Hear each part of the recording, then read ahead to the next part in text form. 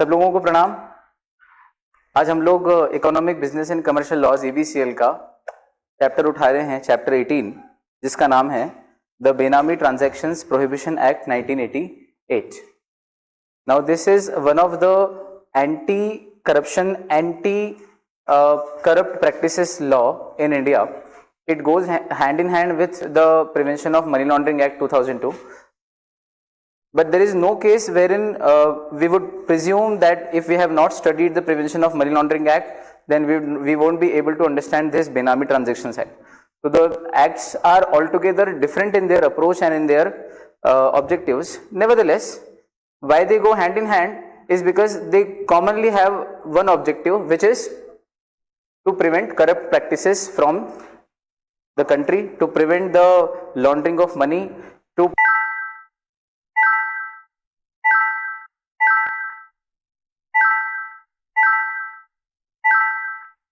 Prohibition Act as well as the Prevention of Money Laundering Act 2002.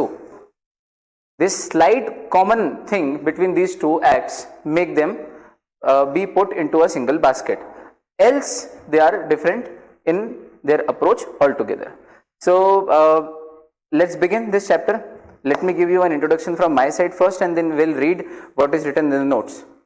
The first line is quite common. The word Benami is a Hindi word. Basically, it's a Persian word. The prefix be, the prefix in Hindi or Persian be means without. Like car. Car means karya. Car, kaj, काम, कार्य.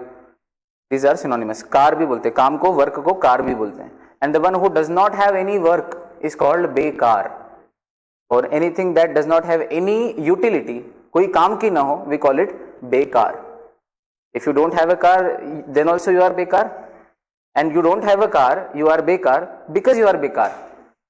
You can play with words. Nevertheless, so the word be means without. It's a Persian word. See, there is a word इंतहा. इंतहा means limit. इंतहा हो गई इंतजार की. So limit हो गई यार अब तो. And when you love somebody limitless, you call it बे-इंतहा मोहब्बत. इंतहा means limit, और बे means without. Without limit यानी limitless, यानी कि अनंत, अपार, असीम, अथाह. आ रही बात समझ? तो बे means without. तो नामी means having name. Anything that has a name is called Nami, and anything that does not have a name or does not have a proper name or has a fictional name but not true name is called Benami. When a thing does not have any name, we call it Benami. In Hindi we call it Anamika. Anamika means a female or any feminine that does not have a name, and if it is a masculine thing we call it Anam. Anam शायर ने लिखा है. और भाई ये एक अनामिका वस्तु है, अनामिका चीज है. अनामिका, this finger is also known as अनामिका finger. What you call it in English? Index, middle, ring finger. Don't know exactly. Ring finger तो रिंग पहनाने के कारण बोलते हैं, but what you call it properly I don't remember. Anyways, अनामिका means, maybe इसका कोई नाम नहीं इसलिए अनामिका बोलते हैं हिंदी में. इसको हिंदी में इसको अनामिका फिंगर बोलते हैं. इसको तर्जनी, इसको मध्यमा, इसको कनिष्ठा, इसको अंगुष्ठ. अंगुष्ठ, तर्जनी, मध्यमा, कनिष्ठा. It does not have a name, so therefore anamika. Hindi में भी. Anyways, anything that does not have a name is called benam, anamika. But since benam is proper word, we will use this word only. The name of the act is benam only. So the Benami Transactions Prohibition Act. Now see one thing. What happens is, I have a whole lot of money with me, crores of rupees, and I want to buy a property, buy a farmhouse, buy an agricultural land, buy a flat, buy a plot, buy an immovable property or even movable property. But I am afraid when I will purchase the property in my name, the government will certainly come to know, because when you purchase an immovable property, you've got to get it registered with the registrar, and when you get it registered, you have to write the transaction value also. Now when you go and get the property registered and the registrar sees the transaction value of rupees 1 crore, you are purchasing a property worth rupees 1 crore, they will certainly get to know, the income tax department, the revenue intelligence and the other agencies, the enforcement directorate, etc., that Mr. Barjatya has purchased a property worth rupees 1 crore. They'll come to know. Now they'll have a raid at my house. They'll come and ask me. They'll give me a summon. I'll have to go to the agencies and I'll have to face them. They'll ask me questions. They'll post challenges in front of me. They'll ask a question कि भाई ये 1 करोड़ रुपए की आपने property खरीदी, 1 करोड़ कहाँ से लाए? अब कैसे बताऊं कि कहाँ से लाया? बताऊं उनको कि मैं जो है हफ्ता वसूली करता हूँ, स्मगलिंग करता हूँ ड्रग्स की, because I have an illegal source of income. I am under deep trouble. I can earn a lot of money from wrongful activities, illegal activities, criminal offences, but I cannot show what I want, and I cannot legitimately purchase properties out of the money which I have earned because I cannot show the source of my income. Getting the points or not? Since I am not able to show the source, I will try to keep the money with me, but at the same time not buy it in my name. I will try to keep the money with me by buying a property, but at the same time I'll try and buy it in somebody else's name so that the authorities would not get to know that the property is purchased by me. It is purchased by Mr. Ramlal, who is not me, and I have made arrangements in such a way that Mr. Ramlal can purchase property. At least one person can purchase one property out of his ancestral money, wife's jewelry, mother's jewelry, and all these things put together. A person can be able to purchase at least one property. So Mr. Ramlal has purchased one property. He has not purchased it. I have funded the money. Basically, the money is mine, the property is being utilized by me, it is under my ownership, but in the name of Mr. Ramlal, it has been purchased. The registry is being done in name of Mr. Ramlal, who is not the owner of the property, but who seems to be the owner of the property. Similarly, I have bought a property in Astha's name, I have bought a property in Revansh's name, and I have bought a lot of properties, not in my name, but in the name of many other people who actually seem to be the owner of the property on paper in the registry papers, but who do not enjoy the property. The one who enjoys the property is me. Basically, this property is called a Benami property. The property whose ownership lies with someone else, but whose benefits are enjoyed by some other person, is called a Benami property. Understood? What is a Benami property?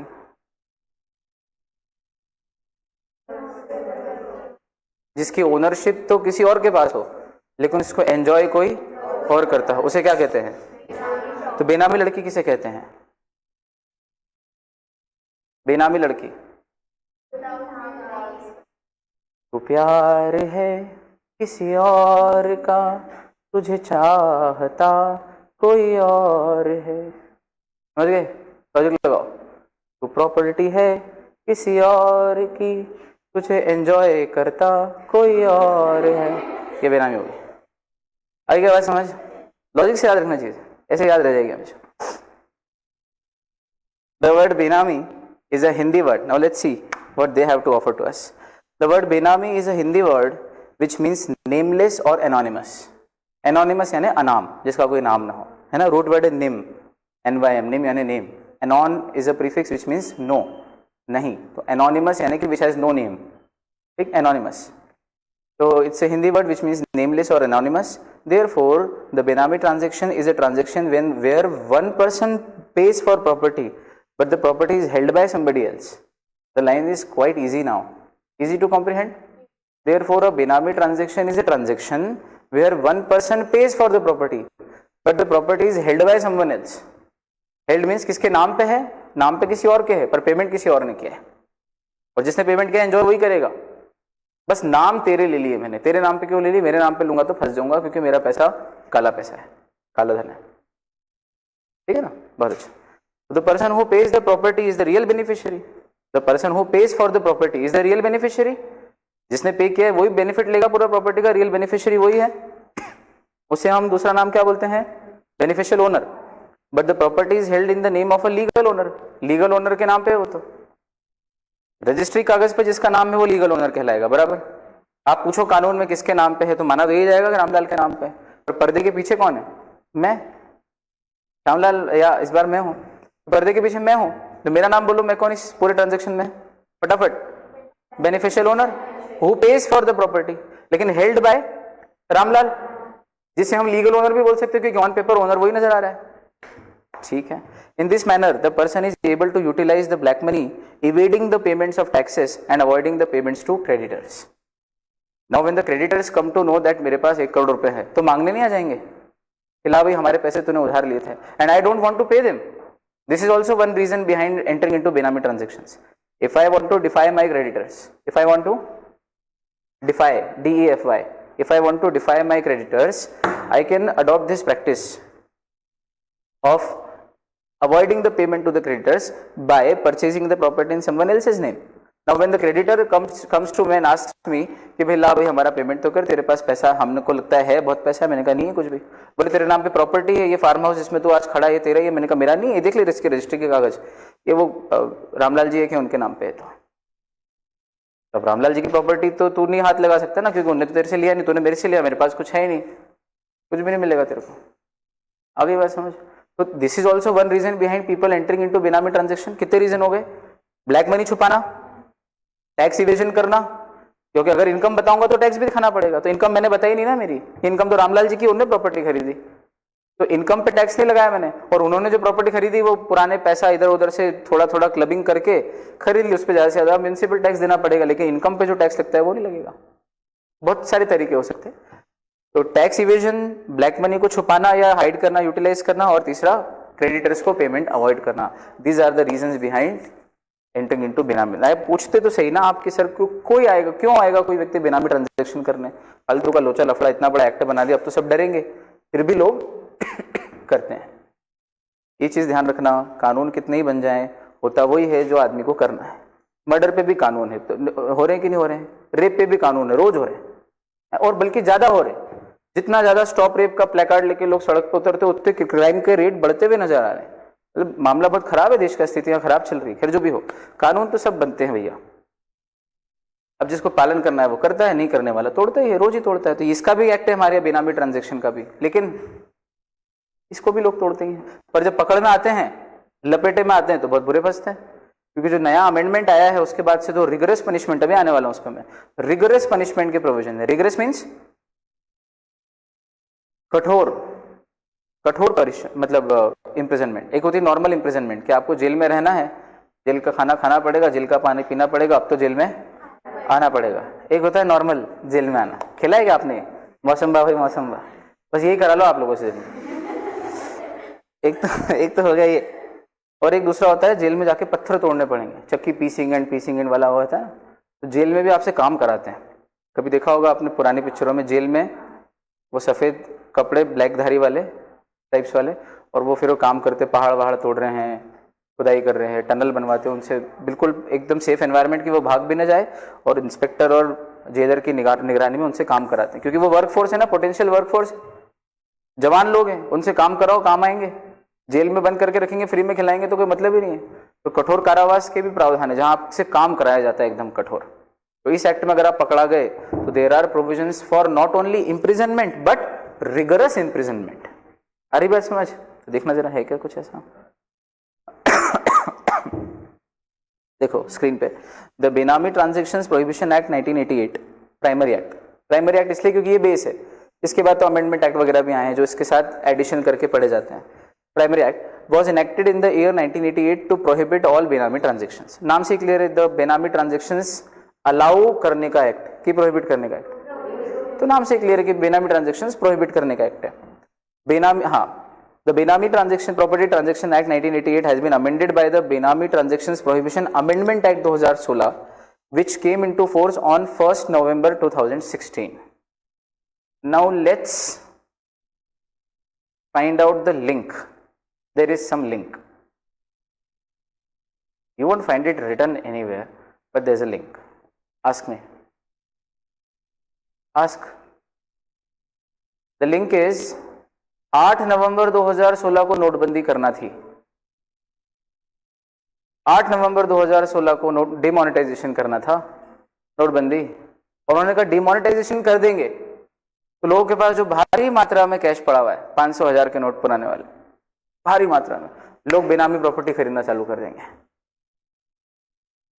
तो उन्होंने कहा पहले एक काम करो, पहले बेनामी transaction prohibition act, कड़क अमेंडमेंट एक्ट लेके आओ 2016 में. एक हफ्ते पहले तो अमेंडमेंट एक्ट लेके आए जिसमें इन सब ट्रांजैक्शन पे रोक लगा दी गई. उसके बाद 8 तारीख को नोटबंदी कर दी. मतलब मारा भी लेकिन रोने भी नहीं दिया. मारा तो जोर से, लेकिन रोने भी नहीं दिया। समझ गई बात? फिर लोगों ने सोने चांदी के खेल करे, रात रात को 2-2 बजे तक सोने की दुकान खुली थी। अब देखो लोग तो लोग ही करेंगे यार। अब सरकार हर चीज पे रोक लगा देगी ना, तो सरकार सत्ता से ही बाहर हो जाएगी। तो सत्ता को उतना तो अलाउ करना पड़ता है जितने में देश चल जाए, क्योंकि पैसे वालों से भी एकदम से पंगा नहीं ले सकते। आगे बात समझ में आ गई? The government can not be totally pro poors, है ना, इट हैज टू बी। यद्यपि it is said that Modi government is pro capitalist, they are crony capitalist, they are friends of the capitalist people, of the rich people, those who run the economy, those who run big industries, it is said. nevertheless पर link बनी कि नहीं बनी? एक हफ्ते पहले। इस मतलब आप ये सोचा करो कि एविडेंस एक्ट पढ़ाऊंगा जब आपको और मजा आएगा जूरिस में, कि भाई आज रामलाल का मर्डर हुआ और उसके एक हफ्ते पहले रामलाल और मैं सड़क पे झगड़े थे, और मैंने रामलाल से कहा था कि बेटा अब तू नहीं बचने वाला, अपने अब अंतिम दिन गिनना चालू कर दे। ठीक, उसके बाद एक हफ्ते पहले ये घटना घटी थी। उस घटना के 2 दिन बाद मैं किसी मेडिकल शॉप पे खड़ा हुआ, जहर मांग रहा था कि भैया जहर दे दो। धन्यवाद। अब क्रोनोलॉजी समझ रहे हैं आप? ये क्रोनोलॉजी है। और हफ्ते भर बाद रामलाल जो है अपने घर में मृत पाया गया। पास में चाय का गिलास था जिसके अंदर पोस्टमार्टम और फॉरेंसिक रिपोर्ट की जांच के बाद वो जहर से मरा है, और वो चाय के गिलास में जहर था, कप में जहर था। अब बोलो भाई, सबसे पहला शक किस पे जा रहा है? मेरे पे जाएगा। आगे बस हमें तो घटना घटने के बाद वो सारी पहले हुई बातें सीधे सीधे ऐसा लगता है ना कि कनेक्टेड है। You are able to join the dots, connect the dots. बोलो हाँ। उसी तरह से नोटबंदी दिखी हमको ध्यान ही नहीं है कि एक हफ्ते पहले कुछ हो चुका है, किसी का ध्यान नहीं था। नोटबंदी होने के बाद समझ में आया कि अच्छा अब पीछे वाले एक्शन सारी इससे रिलेट हो रही है। हाँ बेटा बहुत चालाक हो तो मोदी जी अच्छे हैं, I appreciate him for many of his works, not all. तो 8 तारीख को ये करा, अच्छा बेटा 1 तारीख को तुमने जो किया था वो इस उद्देश्य से किया था कि हम जो ये करने वाले, और हमको खबर भी नहीं, भनक भी नहीं कि ये होने वाला है। 8 तारीख को रात को 8 बजे आए और खत्म सीधे, 4 घंटे का टाइम दिया है, 12 बजे बाद नोट बंद। तो आप देखो कितना मजा है जीवन में। तो कानून से बाहर तो हम है ही नहीं। हम सोचे कि लॉ छोड़ दें, लॉ पढ़ना बंद कर दें, लॉ का क्या महत्व है जीवन में? तो देख लो आप, बिना लॉ के तो कुछ भी नहीं है। मैं तो सोचता हूँ कि दुनिया के हर फील्ड के व्यक्ति को लॉ का बेसिक नॉलेज तो होना ही चाहिए, चाहे वो साइंस फील्ड का इंजीनियर हो, डॉक्टर हो, कोई भी हो, क्योंकि वो जहां भी खड़ा है सांस ले पा रहा है खुले में, तो लॉ के कारण ले पा रहा है। भाई उधर एक आदमी खड़ा है और मेरी छौरी को मैं जाके उसको सूद दूं, बहुत गुस्सा आ रही मेरे को उसको देख के, हैं कब से जो है वो यूं सर खुजाया जा रही है, फिर यूं कर रहा है, मेरे को चिढ़ छूट रही, मैं कब मारो इसको यार, क्या भी मान लो, पर मैं नहीं मार पा रहा हूँ। क्यों? क्योंकि कानून है मेरे देश में जो बोलता है कि हर व्यक्ति को फंडामेंटल राइट है, वो अपने हिसाब से जीवन जी सकता है, उसको जैसे करना, उसको सर खुजालना खुजाए, जो करना है करे भाई, उसकी इच्छा, उसका जीवन है, जो करना है करे। कोई किसी के फंडामेंटल राइट्स में हस्तक्षेप नहीं कर सकता, इवन सरकार नहीं कर सकती। इसका मतलब कानून ही तो हम सबको प्रोटेक्शन दे रहा है, हम जी पा रहे हैं, सांस ले पा रहे हैं खुले में, अपन यहाँ बैठे हैं फंडामेंटल राइट के कारण बैठे हैं। फंडामेंटल राइट कौन सा? Freedom to assemble peacefully without any arms, बिना किसी हथियारों के पीसफुली असेंबल होने का हमारा फंडामेंटल राइट है। माही याद आ रहा है? आर्टिकल 91 है, 91 बी। तो अभिप्राय यह कहने का कि कानून से बाहर कोई है क्या? नहीं है। तो इस मजा है यार, लॉ एक सब्जेक्ट का ही मजा है अपने आप में। तो जो लोग नहीं समझते हैं उनको बताया जाए कि हम लॉ से घिरे हुए हैं चारों ओर। तो the amended law empowers the specified authorities to attach and confiscate benami properties. अच्छा, ये जो अमेंडमेंट एक्ट है इसने क्या एम्पावर किया है? स्पेसिफाइड अथॉरिटीज को। स्पेसिफाइड अथॉरिटीज मतलब ED, enforcement directorate. Specified authority means ED, E for enforcement, D for directorate, Hindi में प्रवर्तन निदेशालय। मैं लिख देता हूं। अथॉरिटी कौन भाई? Enforcement directorate, E capital D capital, तो उसको अलग से निकाल लेना, ईडी। हिंदी में प्रवर्तन निदेशालय।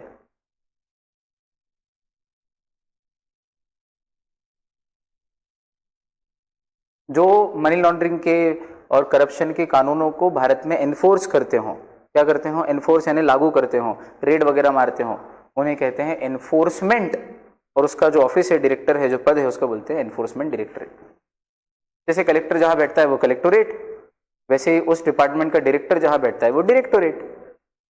इसको डायरेक्टोरेट ऑफिस का नाम है और वहाँ जो व्यक्ति बैठता है उसको डायरेक्टर बोलते हैं। समझ में आ गई चीज़? ईजी एकदम।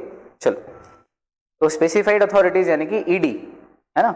ईडी को क्या पावर दे रखी है इस लॉ ने, इस अमेंडेड लॉ ने क्या पावर दिया ईडी को? To attach and confiscate the benami properties. जहां कहीं दिखे बेनामी प्रॉपर्टीज आप उसको अटैच कर सकते हो यानी सीज कर सकते हो, और कन्फिस्केट यानी कि जब्त कर सकते हो। तो अटैच एंड कन्फिस्केट का क्या मीनिंग है? अटैच मीन्स सीज और कन्फिस्केट मीन्स फोरफिट। या फोरफिट लिखा होता तो मैं उसका मीनिंग बताता कन्फिस्केट, आपको लूप में डाल देता, बस यही मीनिंग है। अटैच यानी सीज, सीज यानी अटैच, कन्फिस्केट यानी फोरफिट, फोरफिट यानी confiscate.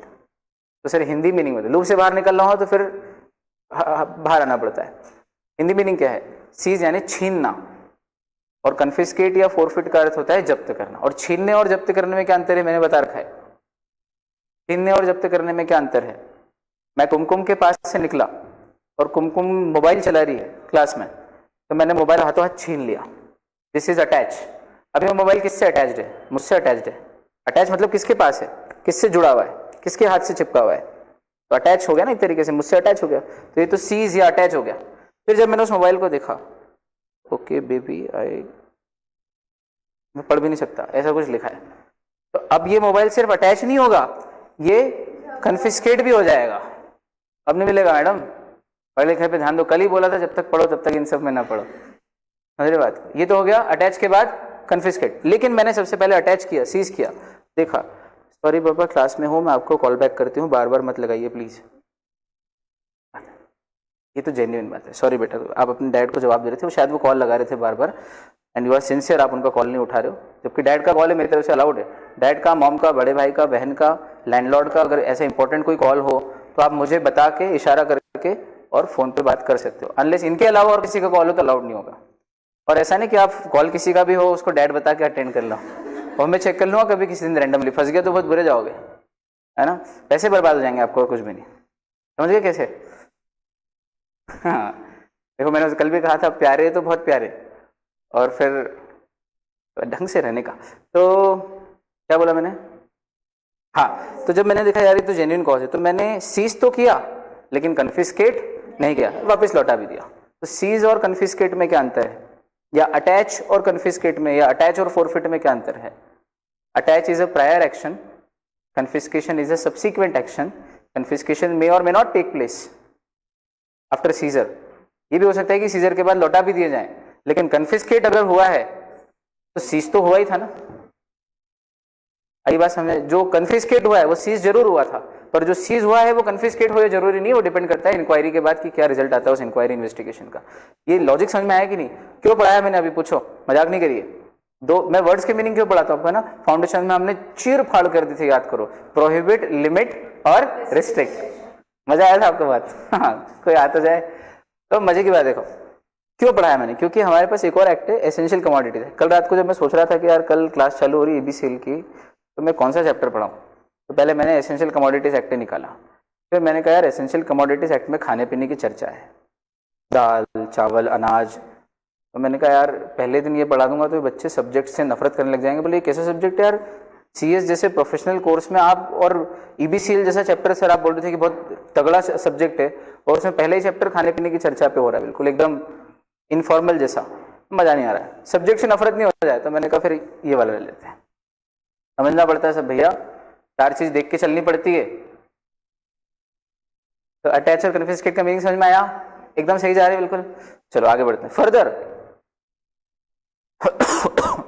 The guilty person shall be punishable with rigorous imprisonment. Word मालूम है आपको अब तो? कौन सी इम्प्रिजनमेंट? कठोर कारावास, rigorous imprisonment for a minimum period of 1 year which may extend to 7 years. तो मिनिमम सजा कितनी है इस एक्ट में? पकड़ा गए अगर बेनामी प्रॉपर्टी रखते हुए या बेनामी प्रॉपर्टी का ट्रांजेक्शन करते हुए 1 साल, 2 साल, 3 साल, फिर मैक्सिमम 7 साल। 1 से लेकर 7 साल की रेंज है मिनिमम लिमिट और या lower limit upper limit. And shall also be liable to fine which may extend to 25% of the fair market value of the property. तो चलो ये जो प्रॉपर्टी आपके सामने दिख रही है, इसके नोट गिनो 500 के कितने रुपए के सारे गिन लो, ये समझ लो ये प्रॉपर्टी की वैल्यू है। ये नोट नंबर 1, 2, 3 4 5 6 7 8 9 10, 5,000 रुपए की प्रॉपर्टी। ज्यादा है क्या? 10 पकड़ लेते हैं अपन। तो ये 5,000 रुपए की प्रॉपर्टी है।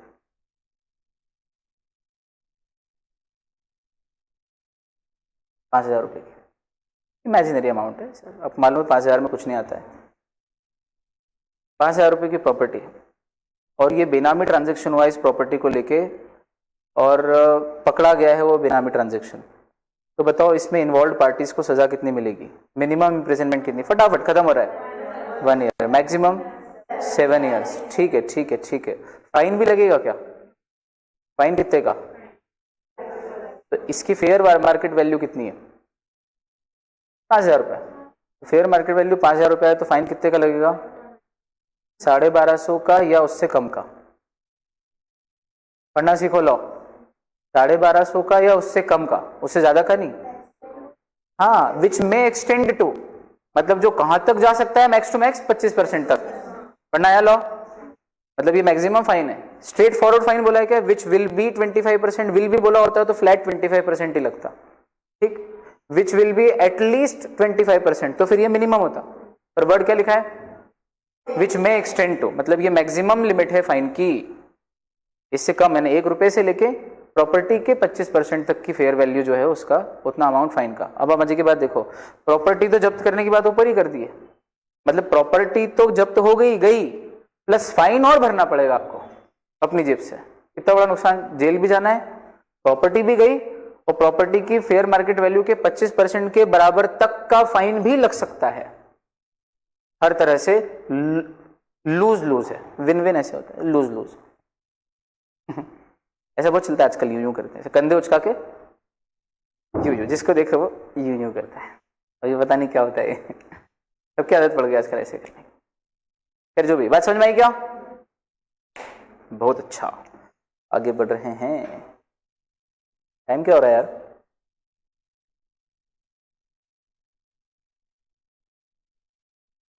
दो मिनट की देर है। चित्र समझ लेते हैं, कल फिर पढ़ेंगे इसको। आज इंट्रोडक्शन बढ़िया आ गया समझ में, चीज क्या है। एक चीज ध्यान रखो, इधर मैंने आज पढ़ा है, उधर घर जाके आप तुरंत आज के आज ही रिवाइज कर लो तो सबसे बढ़िया है। क्योंकि हम इस तरीके से पढ़ते हैं कि बाद में कोई दूसरे तीसरे चौथे 8वें रिवीजन की जरूरत ही नहीं पड़ती है। ऐसे वर्ड टू वर्ड कंसेप्चुअली हम जाते हैं कि जब दूसरी बार आप देखोगे तो झट से आ जाएगा, और तीसरी बार में तो आप बोलोगे बोर हो गए, अब नहीं पढ़ेंगे यार, अब क्वेश्चन आंसर की प्रैक्टिस कर लेते हैं ज्यादा से ज्यादा, बस जरूरत ही नहीं है। मुझे मालूम है बात, ये तो मुझे पता ही है ना कि बच्चों के रिव्यूज क्या हैं। हम 11 साल से पढ़ा रहे वही चीज़, तो बच्चों को दूसरी तीसरी बार अगर वही चीज़ पढ़ाओ तो ऐसे गुस्से हो जाते हैं कि सर क्या कर रहे हो आप, अच्छे से हो गया एक बार में। आप भी ये बात अनुभव करोगे थोड़े दिन में। खैर, तो बेनामी ट्रांजेक्शन का पूरा प्रोसेस देखो आप, कितने लोग हैं इसमें। एक व्यक्ति खड़ा है, उधर दूसरा व्यक्ति खड़ा है। जो दूसरा व्यक्ति खड़ा है उसके पेट में सफेद रंग का एक ऐसा छेद है या टाई है? वो टाई, उसके हाथ में ब्रीफ केस भी है। देख रहे हो, ब्रीफ केस मतलब ये पैसे वाला है, मतलब एक्चुअल में फंडिंग इसने की है भाई। हाथ में ब्रीफ केस है मतलब माल है हाथ में, और इसके पास पैसा है, खूब सारा टाई वाई लगा के घूमता है, ये पैसे वाला है। और खरीदी क्या चीज गई है देखो आप, मकान खरीदा गया, सुंदर मकान, बहुत सुंदर दिख रहा है देखने में। अब हुआ ये है, सबको सब समझ में आ रहा है, सब पता है, ये आदमी गरीब आदमी, इसके पास कुछ पैसा वैसा नहीं ज़्यादा, लेकिन ये जो व्यक्ति है पैसे वाला, देखो ये खड़ा भी कैसा है। गरीब आदमी की जो पोस्चर होता है वो एकदम गरीब होता है,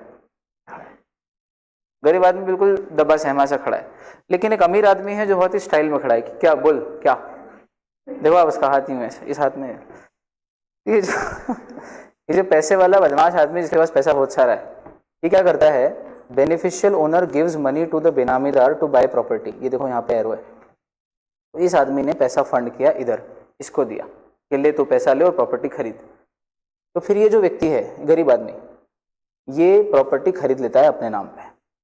अब खरीद लेता है तो रजिस्ट्री किसके नाम पे है, इसके नाम पे, तो फिर लीगल ओनर यही कहलाएगा। लेकिन असल में ये प्रॉपर्टी का लीगल ओनर होने के बावजूद भी रियल ओनर है क्या? नहीं, ये तो बेनामीदार है। ये क्या है? बेनामीदार। बेनामी मतलब ये अर्थ लगाना कि जिसका कोई नाम ही ना हो, ऐसा नहीं, जिसका जो नाम बताया जा रहा हो वो नाम उसका ओनर ही ना हो असल में, एक तरीके से बेनामी हुआ ना। जिसे बताया, जिसका नाम बताया जा रहा है ओनर के तौर पे, वो उसका एक्चुअल में तो ओनर है ही नहीं। तो फिर ये जिसका नाम है वो नाम हम मानेंगे ही नहीं कि ये ओनर है। क्यों? क्योंकि तो ओनर है ही नहीं, असल में तो पीछे कोई ओनर है, कोई और ओनर है, तो इसलिए इसको क्या बोला? बेनामी। हम तो ये मान के चलेंगे इसका कोई नाम नहीं है, इसलिए इस व्यक्ति का नाम क्या है? बोलो, बेनामीदार। ठीक, इस व्यक्ति का नाम क्या है? Beneficial owner. क्यों? क्योंकि इस प्रॉपर्टी का भले लीगल ओनर ये हो, लेकिन बेनिफिट, वो वाली ओनरशिप जिसमें सारे बेनिफिट जुड़े हों, मजा प्रॉपर्टी का, फार्म हाउस में एंजॉय कौन करेगा, स्विमिंग पूल में डुबकी कौन मारेगा? Beneficial owner. ठीक, तो ये बेनिफिशियल ओनर, और ये प्रॉपर्टी क्या कहलाएगी? ये प्रॉपर्टी कहलाएगी बेनामी प्रॉपर्टी। नाम आ गए समझ में सब? बेनामी प्रॉपर्टी। अब देखो पूरा chart, beneficial owner gives money to the benamidar to buy the property. फिर बेनामीदार उस पैसे से प्रॉपर्टी खरीदता है, लेकिन the benefit of the property is transfer to the beneficial owner. Benefit पूरा बेनिफिशियल ओनर उठाता है, बस ये बेचारे का नाम चलता है। उसके बदले में उसको क्या मिलता है? कमीशन दे देते हैं, 1000, 2000, 5000, 1 लाख रुपए। अगर करोड़ों का ट्रांजेक्शन तो लाख, अब तो गरीब आदमी तो लाख 2 लाख में भी खुश है, अपना जाके रहे। तो इस तरह से काम हो जाता है पूरा, और उसके अरबों रुपए में से लाख 2 लाख तो कोई मतलब ही नहीं, समुद्र में से 2 बाल्टी पानी निकाल लो, फर्क ही नहीं पड़ना है। ऐसा इस तरह से उसका काम हो जाता है। तो ये पूरा प्रोसेस है। आपको साइकिल समझ में आया? डन? चलो, so shall be meeting you tomorrow. Till then it's a bye, take care and keep smiling. Thank you so much.